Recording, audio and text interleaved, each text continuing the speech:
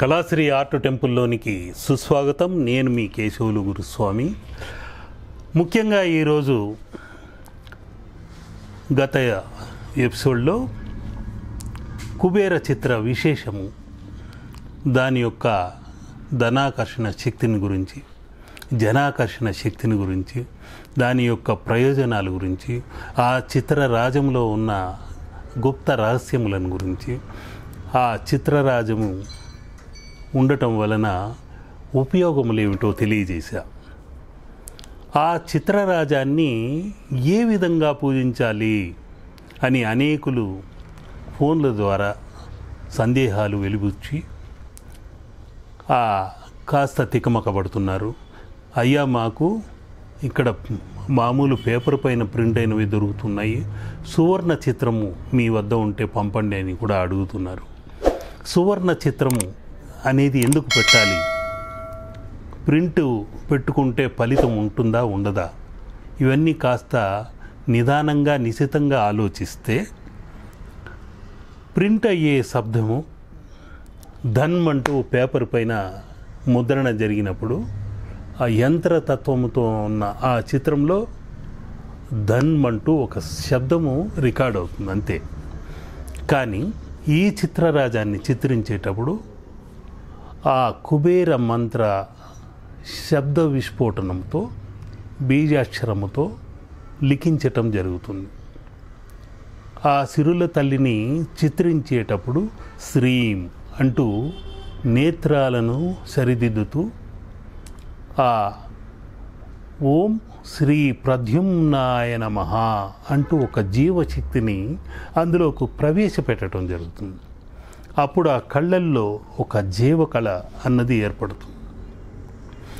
మన శబ్ద తరంగాలు, బీజాక్షరములన్నీ ఓం విఠ్ఠేశ్వరాయ నమః, ఓం వైశ్రవణాయ నమః, ఓం బ్రాం బుధాయ నమః అనే మంత్రములను పఠిస్తూ ఆ చిత్రాన్ని ఆరాధిస్తూ చిత్రించడం జరుగుతుంది.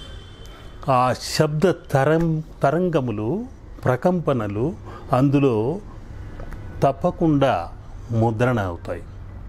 మన శబ్ద తరంగాలని అందులో పొందుపరచడం జరుగుతుంది. అది దైవీకంగా జరిగే జీవ ప్రక్రియ. మన జీవ తరంగాలన్నీ అందులోకి ఇమిడిపోతాయి. అందులో ముఖ్యంగా మీకు తెలియజేయవలసింది ఏంటయ్యా అంటే, నవగ్రహాలకు ఒక్కొక్క లోహం ఉంది. శనికి ఇనుము, కుజుడికి రాగి, ఈ విధంగా అనేక రకాల లోహములు ఉన్నాయి. కానీ ఒక్క గురువుకు మాత్రం సువర్ణము, బంగారము, ఆ లోహమే ముఖ్యమైనది. అందుకనే మన ఇంట్లో ఉన్న స్త్రీలకు ఎక్కువగా బంగారంతో అలంకరిస్తుంటారు. బంగారం కొనివ్వమని అడుగుతుంటారు. ఇంకొక కన్యాదానం చేసినప్పుడు కూడా అమ్మాయితో పాటు ఆ బంగారాన్ని కూడా కానుకగా పంపిస్తుంటారు.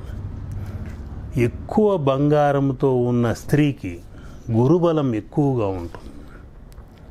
వెళ్ళిన అత్తారింటికి వెళ్ళిన వెంటనే ఆ స్త్రీకి గురుబలంతో ఆ వంశవృక్షాన్ని వృద్ధి చేయాలనే జ్ఞానం కూడా పెరుగుతుంది. అందుకనే మనవారు మానసిక సంకేతముతో ఉన్న మనోతత్వం బలంగా ఉండాలని వెండిని వాడుతుంటారు, కాలికి మెట్టెలుగా.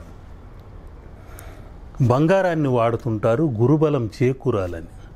వారి పిల్లల్ని కూడా పెంచి పెద్ద చేసి ఆ భర్త వైపు ఉన్న వంశవృక్షాన్ని నిలబడేందుకు పోరాడుతుంది స్త్రీ. గృహలక్ష్మిగా మారిపోతుంది. ఇవన్నీ మనవారు ముందుగానే ఆ వేదిక్ సైన్స్ ప్రకారం ఆలోచించి ఈ బంగారాన్ని ఆభరణాలుగా వేసుకునేలాగా వారు అభివృద్ధి చేశారు. అది అలంకరణ ప్రాయంగానే కాకుండా గురుతత్వము పెంపొందింప చేయడానికి ఆ బంగారం అనేది ఉంటుంది. ఆ చంద్రతత్వము మనోకారకమైన తత్వాన్ని పెంపొందింప చేయడానికి ఆ వెండి అన్నది ఉంటుంది. ఈ వెండి, ఈ బంగారము మానసిక తత్వాన్ని, ఆత్మ యొక్క ప్రభావాన్ని అతి శక్తివంతంగా, తేజోవంతంగా చేయగలిగే ఏకైక లోహం ఏదయ్యా అంటే ఈ బంగారము, ఈ రజితమే. ఈ రజిత స్వర్ణములతో ఉన్న ఈ స్త్రీ ఎక్కడైతే ఉంటుందో ఆ ఇల్లు గృహలక్ష్మి నివాసం ఉన్నట్లే. అటువంటి తత్వముతోనే ఈ స్వర్ణ చిత్రాన్ని స్వర్ణ పత్రములతో చిత్రీకరించడం జరుగుతుంది. అటువంటి సువర్ణ చిత్రం ఎక్కడైతే ఉంటుందో ఆ గురుబలం కూడా అందులో ప్రతిఫలించి ఆ ప్రతిఫలించిన తరంగములన్నీ మనపై ప్రభావం చూపించి మనలో గురువు శక్తిని పెంపొందింపచేసి జ్ఞానాన్ని కూడా పెంపొందింపచేస్తుంది. అటువంటి శక్తి కలదే సువర్ణం. అటువంటి సువర్ణములో కుబేరుడు ఉండటం మరొక విశేషం. ఈ కుబేరుడి చిత్రాన్ని ఎక్కడైతే మనం ప్రతిష్ఠిస్తామో, ముఖ్యంగా ఉత్తరము వైపు కుబేర దిశ అంటుంటాం, ఆ కుబేర దిశగా ఆ కుబేరుడి చిత్రాన్ని పెట్టి బుధవారం రోజు, ప్రతి బుధవారం రోజు వీలైతే త్రిమధురం పెట్టండి. త్రిమధురము అంటే తేనె, పాలు, ఇటువంటివి చెరుకు రసము, ఇటువంటివి త్రిమధురము అంటుంటాం. చెరుకు రసం దొరకని సమయంలో ఏం చెయ్యాలయ్యా అని అనుమానం రావచ్చు. బెల్లం పానకం కూడా మీరు పెట్టవచ్చు. ఈ త్రిమధురం పెట్టిన వెంటనే ఆ తీయటి పదార్థములు కుబేరుడికి చాలా ఇష్టమట, లక్ష్మికి మరింత ఇష్టమట. కాబట్టి ఆ 3 త్రిమధురములను పెట్టి 3 మంత్రములను పఠించాలి. 3 మంత్రములు ఓం విట్టేశ్వరాయ నమః, ఓం బ్రాహ్మదాయ నమః, ఓం వైశ్రవణాయ నమః అనుకుంటూ పఠిస్తూ అక్కడ మీరుంచిన ప్రసాదాన్ని, త్రిమధురాన్ని మీరే సేవించాలి, బయట వారికి ఇవ్వకూడదు. అది తీసుకునేటప్పుడు కూడా మీరు సంకల్పం చేసుకోవాలి. ఏమని చేసుకోవాలి? అయ్యా, మన సంకల్ప బలమే ఎప్పుడు తోడుగా ఉంటుంది. నేను మంచిగా ఆలోచిస్తున్నాను, నేను మంచిగా ఉన్నాను, నేను మంచిగా చేయాలనుకున్నాను, ఇలా మంచి మంచి మంచి అనుకుంటుంటే మీ చుట్టూ మంచి తరంగాలు ఉంటాయి. ఆ జీవ తరంగాలు ఉత్పన్నమవుతాయి.